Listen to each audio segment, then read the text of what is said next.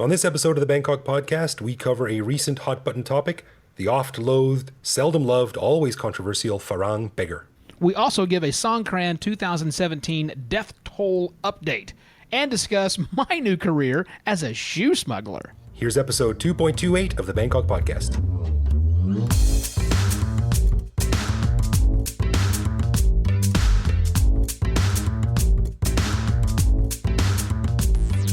Hello and welcome to the Bangkok podcast. My name is Greg Jorgensen, a Canadian expat who came to Thailand on a vacation in 2001 and never left. And I am Evo Terra, an American expat living full-time in Bangkok since the beginning of 2016. Thanks for joining us and welcome to the Big Mango. How you doing, my friend? You stayed dry for the Songkran holiday?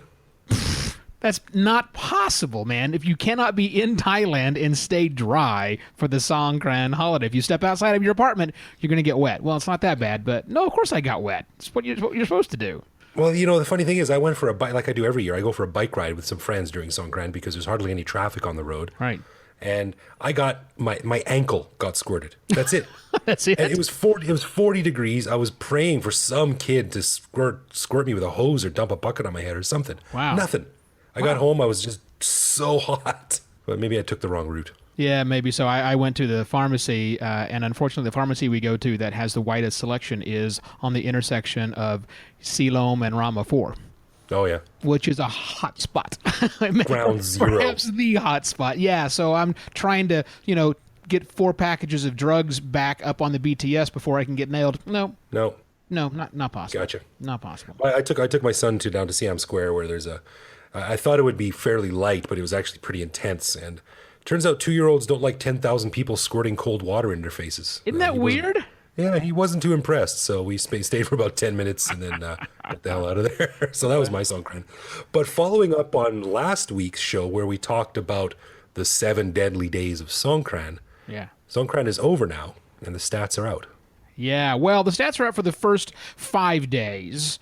We still have 2 more days for them to tally up the days, but we got 5 days worth of that. And good news, well, bad news is 279 people died. But that's good news because that's down almost 18% over last year. And last year was a record every single day. So we are seeing, with the exception of one day where we went over quota by 30%, we are seeing significantly less deaths this year, 2017, than we saw in 2016. So that's good. Of course, when you look at the reports, the number 1 and number 2 killers remain drunk driving, or as they call it here, drink driving, and people's excessive speed, which seatbelts will help. Speaking of last week's episode, but there's certainly there's some more root causes there of like not getting drunk and getting behind the wheel of a vehicle of any size. Well, it's a start. 18% drop is pretty good. Of course, unless next year it spikes by 25% or something like that. But I'm just wondering which bureaucrat is going to take credit for this. Saying, oh, we did 18%, this, and this. I don't know either. But I on their side, I would say that maybe the waiting to the last minute to announce the seatbelt laws and no riding it back of the trucks, maybe it actually scared enough people to actually stay off of the roads. Maybe that was, I don't know that necessarily had an effect on keeping people safer, but maybe it just kept the more idiots away. I don't know. Maybe. Yeah. Maybe. We'll have to wait until all the numbers are in, and then maybe we'll read some dissection of the actual statistics in the coming weeks, and we can talk about it again. Yeah, we'll know in the next few weeks. But just as soon as Songkran is over, you're heading out of town. You're going back home, right? I am, yeah. You mentioned 40 degrees, and we had like a couple of hot days, but it's been pretty awesome. Pretty awesome today. But I know that trend will not hold, so I'm leaving. I'm going back.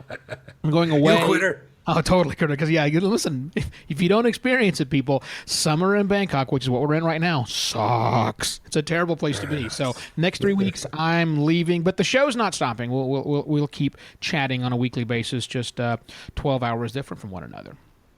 I'm also really excited that you're leaving too. Actually, I'm especially excited that you're coming back because, correct me if I'm wrong, but you have 2 pairs of shoes waiting for you at your house in the States, which you are bringing back for me, right? Yeah, that's what I said. I brought an extra suitcase because you have Shaq-sized feet. I have size 14 feet. and I've blogged about this before, and I've talked about it before on this season and the previous season. I cannot find shoes in Bangkok. I've lived here for 16 years, almost 17 years, and I have never found size 14 shoes that fit. I found big 13s, but I've never found shoes where I put them on and gone, oh yeah, I'll take these. So I have to literally beg friends to bring me back stuff ordered from Amazon from Canada or America.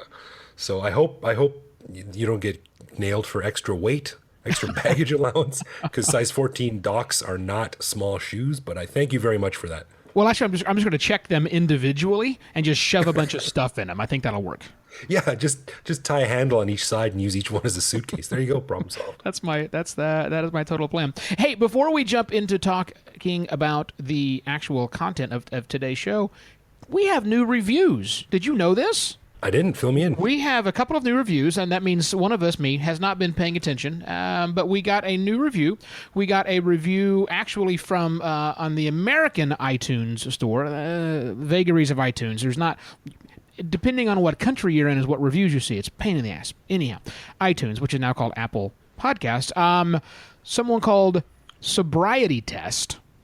Nice. Said, our son lives in Bangkok. We have visited him there. We have found this podcast to be very helpful and interesting for those of us with a connection to the city and country. Oh, well, maybe one day I'll run into Mr. Sobriety Test Jr. Yes, we shall look for him, and we will ask why his parents said nice things about us, but only gave us 4 out of 5 stars. Well, yeah, you can't win them all. Maybe he'll buy us a couple of beers, and we'll forgive him for that. And then someone, I won't say his name, it's Thorsten Hagel, from Germany, said... 5-star rating here from Thorsten, so thanks, Thorsten. Even though the new Bangkok Podcast 2.0 sounds... No, I should read this in a German accent, shouldn't I? I should.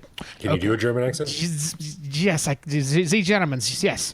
Even though the new Bangkok Podcast 2.0 sounds like much more commercial product and lacks the relaxed atmosphere of the original Tony and Greg, it's still a great entertaining podcast with good information.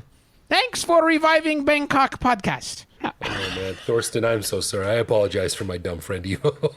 Listen, he is from Oklahoma. There's not a lot of Germans living in Oklahoma, is there? No, and I'm pretty sure it was a backhanded compliment against me anyhow, so that's fine. So, there, take it, Thorsten. I have German heritage. I can't be racist because I'm part German, right? Oh, yeah, that solves all the problems. Solved. Fixed.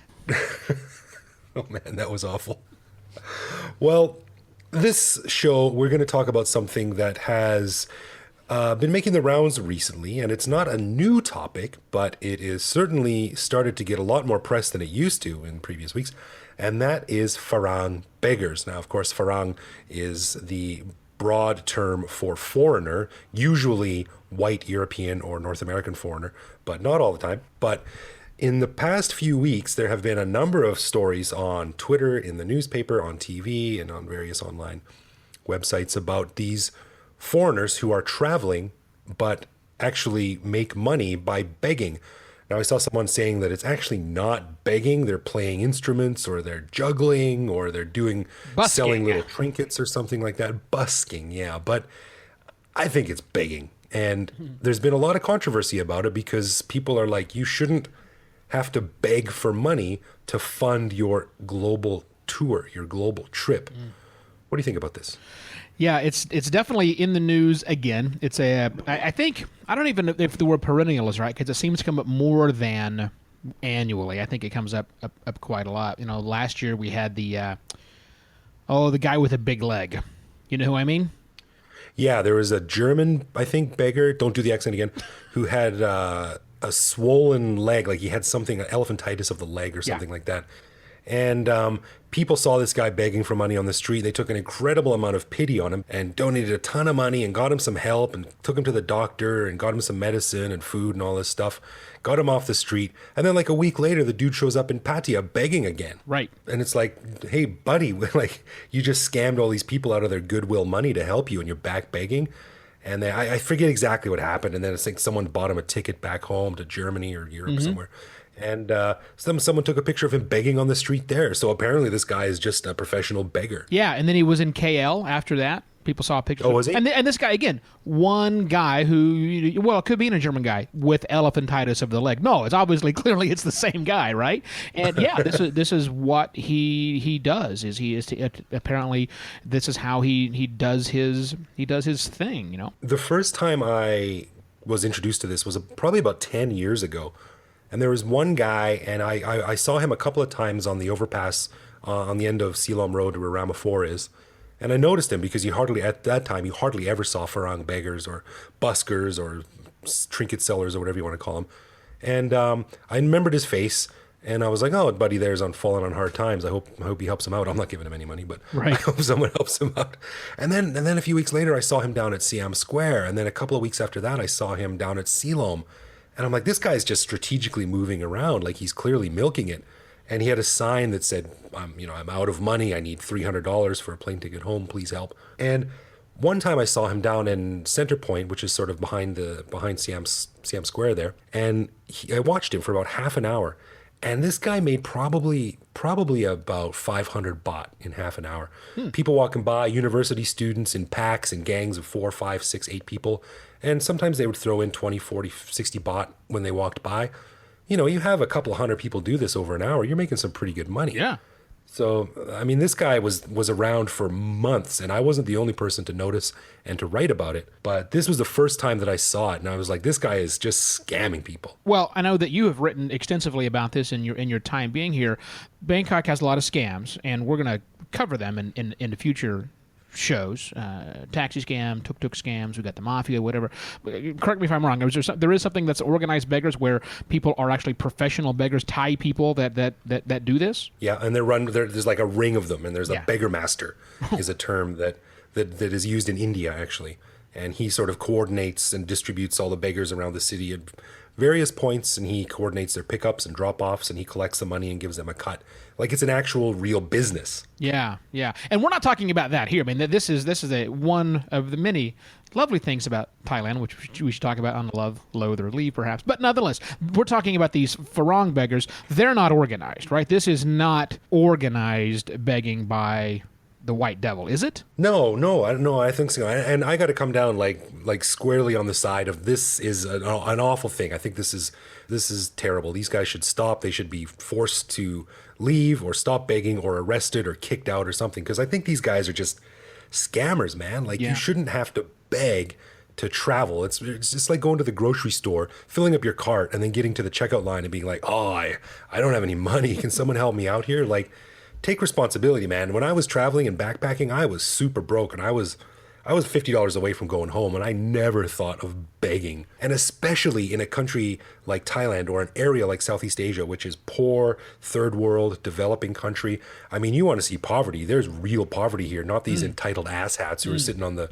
side of the street with $200 backpacks and $300 shoes, playing a $500 guitar with an amp, begging for change, you know? So yeah, my official stance on this is I think these guys are assholes and they should just be booted right out of the country. Do you draw a distinction, Greg, between the person who is doing we'll use the idea there about walking up to the checkout with a full basket of groceries going, oops, can you help me out, bro?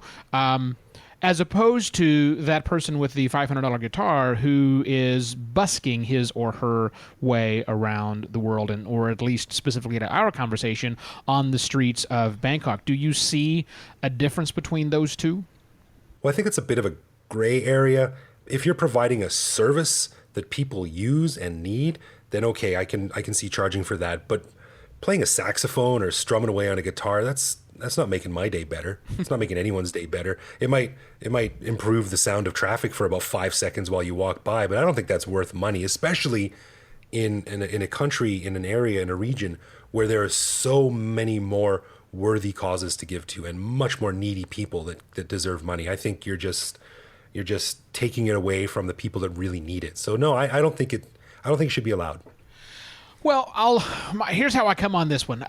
So on the side of the law, I mean, Thailand has some pretty draconian, if you will, laws when it comes to what you are allowed to do and what you are not allowed to do if you don't have a work permit.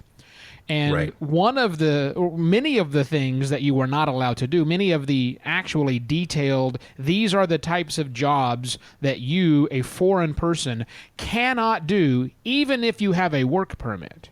So because of that, that also means that if you do any work in Thailand without a work permit, you can be kicked out of the country. And work means earn income. All these people that are out on the streets busking in Thailand are breaking the law because they're earning income without work permit, right? Right. So we already have a law in place that should kick them out of the country. And the thing that makes it worse is that most of these guys have signs saying something stupid like, I'm traveling the world and don't have any money. Please help fund my travels. Right. Well, how about you go home and sleep on your parents' sofa and get a job and save up for a trip, you zero? It just pisses me off. I totally understand why that pisses you off. But, we have all these things on the internet that are enabling people to do this today. We have people who, for example, sell postcards on Patreon so that people can help fund their travels around the world. Just as a random example, I'm not talking about me. Or we have Fund My Trip, lots of other places where people can crowdsource without having to get a job and do things, and if they can get enough people to say, yeah, I'll fund you in those travels. Yeah, but that's a different thing, though. Like, you got this guy playing a $60 guitar and a $200 amp in Western clothes who was lucky enough to win the genetic lottery of being born in a first world country, and around the corner you've got a woman begging with tumors hanging off of her face. How can you possibly think this guy is as deserving or more deserving of money as this poor woman, even if she is part of one of these beggar gangs? Like, she clearly needs support and help much more than this idiot does on the corner. I certainly agree with that. I think when you look at it from a zero-sum game perspective, clearly the native person who lives here who has no other option than to do that, is more deserving of the funds. I'm not sure it's a zero-sum game. However, I think people make different choices for different reasons, and people that might have funded this guy because he's playing a jaunty jig on his guitar might not have necessarily funded the old woman with the tumors hanging off her face, whom I saw the other day on Ceylon, which is just heartbreaking and heart-wrenching. But the other challenge I think that we get to this thing is, and I don't want to make this a total philosophical conversation, but this is a show about Bangkok and about Thailand. And from what I've seen from the whopping year I've been here, and Greg, please provide input because you've been here for 16 years now, the Thai infrastructure for social services for the needy people is, I'm going to go with non-existent. Shaky at best. Right. So is it the European who wants to travel the world with a guitar's fault that Thailand won't take care of its own people? Remember, this is coming from an American whose country is not very good at this either. But you're a Canadian, and your country is much better. Yeah, I know. Yeah. So is that the Westerners' fault for coming to a country to where there is a problem that could be fixed by this oligarchy that we live in? No, I don't think they're related at all. It's the Westerners' fault for thinking that he's deserving of funds to like, he left his extremely privileged first world shell for an adventure, and then he can't hack it, so he's asking people to support him when he does it. And the thing that, man, I sound really angry. I'm not normally this angry. I'm normally very nice. He's a nice Canadian. Take it from me. I've met the guy. But the thing another thing that pisses me off about this is, like, it's like these people are milking it and presenting it as like their last option. Like, please help me. If you don't give me money, I will starve. I can't get home. Like, go to your embassy, you goofnut. Like, there are programs in place and positions in place. Obviously, they don't give out envelopes of money to any native European or Canadian or American or whatever to come up to the embassy and say, hey, I lost my passport. But there are programs in place. I did a little bit of research online, and it's hard to say because each country is different. But the embassies can at least provide guidance or some help or a connection to someone who can connect you with your family or something like that. Like, these guys are selling themselves, like selling this begging as like, please, random passerby, you're my last hope. Help me, Obi-Wan Kenobi. You're my only hope. No, those people I don't have any sympathy for whatsoever. And we can Songkran them every damn day of the year with the powder and the water straight in the face, preferably the cold water. That's fine. Yeah. People, if you're lying about it, the one who says, please, I need 300 baht to get my bus ticket home, and you see him tomorrow doing the exact same thing, I don't have a lick of sympathy for them. But I will say that it's 2017, And more people than ever before are able to get out and get around the world and do things. And however you can do that, I think it's important. If you think it's important to get out and travel the world, I think it's important that you be able to do so.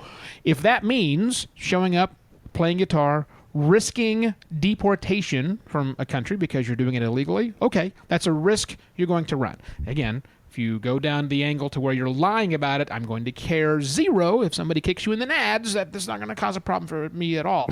But at the same time, I have friends who've done this. I have a buddy of mine who's a magician.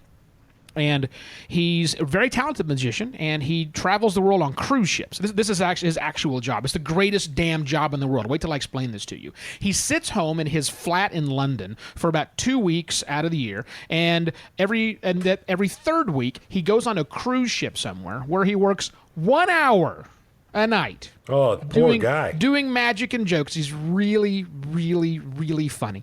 And a really good magician as well. And then collects a paycheck from the cruise ship line and goes home for the next week. And then rinse and repeat. So 1 week a year, one week a month, he's on a cruise ship. The rest of the time he's living in his flat in London.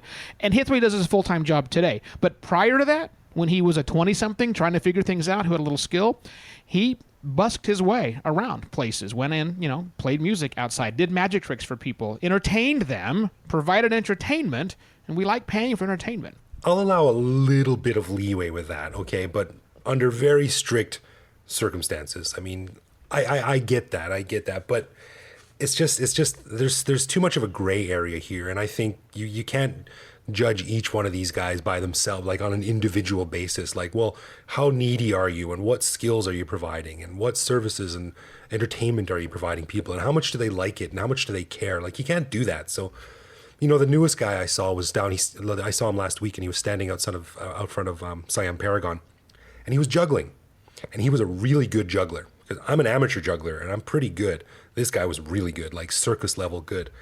And he was purposely dropping, when someone would walk by, he would drop a ball, and not in the way that it would just land at his feet. It would actually bounce over to the person who was walking by them. And without fail, every time they would bend down, pick up the ball and take a few steps and give it to him and smile. And a lot of the time they would drop a 20-baht note into his little guitar case or whatever he had there. Mm-hmm. That guy's a prick. Like, he's just out there milking it. He's presenting a false picture of himself and what he is, what he's doing, and the circumstances he's in. And it's just, he's lying. He's a scammer. He's no better than the guys who stand outside of the Grand Palace and be like, oh, it's closed today. Come with me. I'll show you a lucky temple. These guys piss me off. Yeah, but no one likes jugglers. I mean, so that's okay. I like them slightly more than I like the idiot that straps rope around a tree and pretends like he's balancing and then also does fire eating in the park. Those people, ugh. I got no. And let's not even get into mimes. Oh, all right. Well, I think we've beaten this topic to death. I don't know that we've come to an agreement. I think we've come to agreement in that some of these people are assholes and don't deserve anything at all. But there is that gray area, some of which one of us is willing to wade into a little more than the other. But hey, welcome to life in Bangkok. It's never cut and dry, is it? No, it's never cut and dry. But what always is cut and dry, my friend Greg, is the things that we love, loathe, or leave on this segment of the program. Now, I believe you have something which you're going to spring on me this time, Greg, and I will tell you if it's something that I love about this town, loathe about this town, or hate it so friggin' much, like jugglers, I would like to leave. Yeah, well, this time I want to present a little picture of you sitting on the street corner eating some noodles, eating some cow pad, eating some rice, whatever you have, and you see a cockroach on your table. Oh. Or you see some meat that's sitting on some ice that's melted a long time ago. And the overall picture I'm trying to present here is the street food cleanliness. Now, where you and I come from, there are very strict, very rigid rules in place that measure how you can, when you can, if you can, do what with food. And for someone who's not initiated in traveling in Asia, I mean, you'd be horrified if you saw the food that people are eating. But I think that we're over-conditioned in Western countries, and I think we need to loosen up a little bit. But what is your take on the relatively lax street food cleanliness routine that makes Thai food such a potpourri of experience? And sometimes after the Thai food experience, it's the truth. Now, you've had food poisoning recently too, right? Yes, I have definitely dealt with Buddha belly, as it is known sometimes. Right. There's the Siam word as well, which I'm not gonna say what that is. So yeah, this is honestly one of the things that you really can't love. So it has to be either a loathe or a leave. And so yeah, I loathe parts of it because there are sometimes like it's the seafood stalls that really get me, and the seafood and the chicken are the ones that, well, and I guess the pork as well. Yeah, all of it. Come to think of it, as a matter of fact, it's all friggin' terrible. I mean, I get mu ping. Mu ping, by the way, is strips of pork on a wooden stick, if you will. So it's just, you do it an injustice, sir. It's strips of delicious, juicy, fatty pork dripping with goodness. Yeah, exactly what he said. I love mu ping. It's my all-time favorite street food here. However, when I pick up my 2 or 3 or 10 sticks of mu ping, they always would like to be nice to me and heat it back up on the grill. And when they slap it down on the grill, right there next to it is a raw piece of mu ping they are also cooking. And they don't worry too much that they've kind of let mine mingle, if you will, with the raw pig juices and then hand it right over to me. Which is just trichinosis waiting to happen. And so what do I do every time? I eat it. What am I going to do? Say, no, I'm sorry. Food regulations clearly stipulate that this should be cooked at a minimum of 180. No, I can't. I'm in Thailand. I can't do that. So I hate it. I loathe it, but I also love eating it. I love it because without these, I mean, if there was more stringent food rules in place, I don't think we'd have the variety or the experience, the smells, the tastes that Thai food is so famous for. So I'm all for it. I think people should loosen up a little bit. I mean, when I first came over here and I saw unrefrigerated eggs, I was like, oh my God, isn't someone going to die? But that's how most of the world does it. We just don't realize it. Right. Yeah. Well, eat enough of the street food and I promise you, parts of you will loosen up. No doubt. Well, everyone, thanks for listening to the Bangkok podcast this week. If you have anything you'd like to share or a topic you'd like to hear us talk about on a future show, head over to bangkokpodcast.com and leave a comment. Or you can reach out directly to me on Twitter, where I am BKK Greg. Or you can send us a message either on Facebook or on Twitter at simply Bangkok Podcast. I'm Evo Terra, and Greg and I will be back next week with more stories of our lives lived in the City of Angels, right here on the Bangkok Podcast. Cheers!